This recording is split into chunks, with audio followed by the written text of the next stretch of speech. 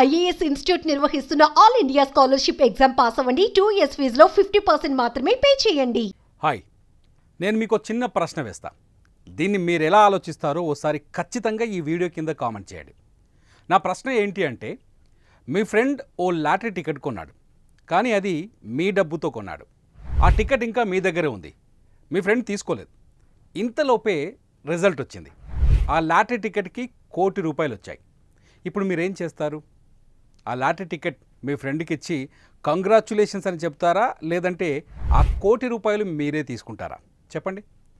తెలివైనోడు ఎవడైనా ఏమంటాడంటే, ఆ లాటరీ టికెట్ నేనే తీసుకుంటాను అని చెబుతారు. లేదు, నా ఫ్రెండ్కే ఇస్తాను అనేవాడు తెలివి తక్కువ వాడు అని చెప్తారు.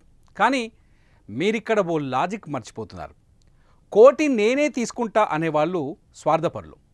ఫ్రెండ్కి ఫోన్ చేసి ఆ టికెట్ ఇచ్చేస్తా అనేవాళ్ళు నిజాయితీ పరులు. అబద్ధమా? ఇలా ఎవరైనా చేస్తారా అని ఆలోచించవచ్చు, కానీ ఓ వ్యక్తి చేశాడు. అతని పేరు సుధాకరన్. ఈ వీడియో మొత్తం చూడండి, ఆయన ఎవరో మీకు తెలుస్తుంది.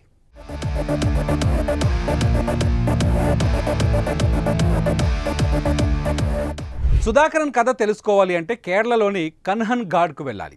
అక్కడ సుధాకరన్కు ఓ చిన్న కిరాణా కొట్టు ఉంటుంది. కూల్ డ్రింక్స్, స్వీట్స్, అరటిపళ్ళతో పాటు లాటరీ టికెట్లు కూడా అమ్ముతాడు. సుధాకరన్ దైవభక్తుడు, తక్కువ మాట్లాడతాడు, సహనంగా ఉంటాడు. పెద్దగా చదువుకోలేదు, ఉన్న దాంట్లో హ్యాపీగా ఉండాలనే మనస్తత్వం. ఓ రోజు అశోకన్ అనే వ్యక్తి సుధాకరన్కి ఫోన్ చేసి, బ్రదర్, నా కోసం ఓ 10 లాటరీ టికెట్లు తీసి పెట్టవా, వచ్చాక డబ్బులు ఇస్తాను అన్నాడు. సరే అని ఫోన్ పెట్టేసిన సుధాకరన్ అశోకన్ కోసం 10 లాటరీ టికెట్లు తీసి పక్కన పెట్టి మిగతావన్నీ అమ్మేశాడు. Ashokan regular customer. రెండో రోజు ఆ లాటరీ రిజల్ట్ వచ్చింది. ప్రైజ్ మనీ ఏ నెంబర్కి వచ్చిందో తెలుసా? అశోకన్ కోసం తీసిపెట్టిన 10 టికెట్లలో ఓ దానికి లాటరీ తగిలింది. నిజానికి రిజల్ట్ వచ్చే నాటికి లాటరీ టికెట్లు అశోకన్ తీసుకోలేదు, డబ్బులు కూడా ఇవ్వలేదు. ఇలాంటి పరిస్థితుల్లో మీరేం చేస్తారు చెప్పండి?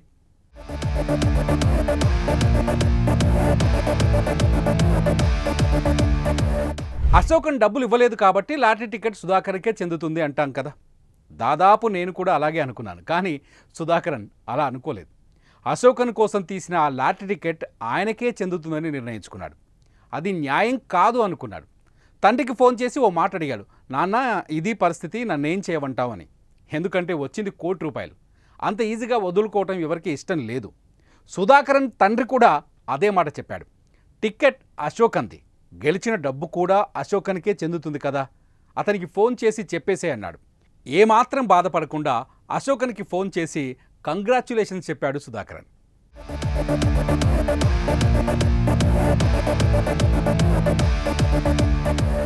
నిజానికి బంపర్ ఆఫర్ తగిలిన టికెట్ను తన దగ్గర పెట్టుకొని మరేదో టికెట్ ఇవ్వచ్చు, లేదంటే డబ్బులు ఇవ్వలేదు కాబట్టి అశోకన్కి టికెట్ ఇవ్వాల్సిన పని లేదని కూడా వాదించవచ్చు.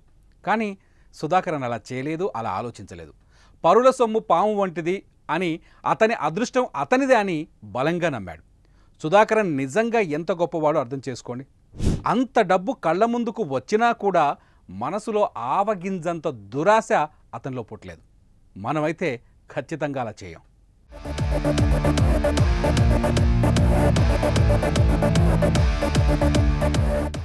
నిజానికి సుధాకరన్ కోట్ల రూపాయల డబ్బులున్న మనిషి కాదు. తన కొట్టు ద్వారా నెలకు కేవలం 10,000 మాత్రమే సంపాదిస్తాడు. తను కష్టపడి సంపాదించింది చాలు అనుకుంటాడు తప్ప ఎవరిదో సొత్తు నాకెందుకు అనుకున్నాడు.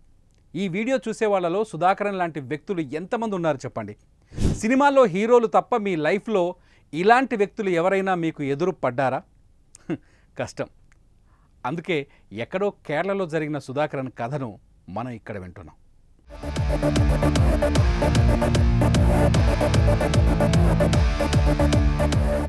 నిజానికి ఇది 2014లో జరిగింది. అప్పుడు సుధాకరన్ వయసు 45 ఏళ్ళు, ఇప్పుడు అతనికి దాదాపు 55 ఏళ్ళు కావచ్చు. ఇది నిజమా అని ఎంక్వైరీ చేసినప్పుడు ఆసక్తికర విషయాలు తెలిసాయి. అశోకన్ పేదరికంలోనే ఉన్నాడు, ధర్మంగా జీవిస్తాడు, అబద్ధం చెప్పరని తెలిసింది. స్వార్థంతో నిండిపోయిన ఈ ప్రపంచంలో ఇలాంటి వ్యక్తులు ఇంకా ఉన్నారంటే నాకైతే ఆశ్చర్యం వేస్తుంది. మరి మీకేమనిపిస్తుంది? కామెంట్ రూపంలో రాయండి. చూస్తూనే ఉండండి సుమన్ టీవీ.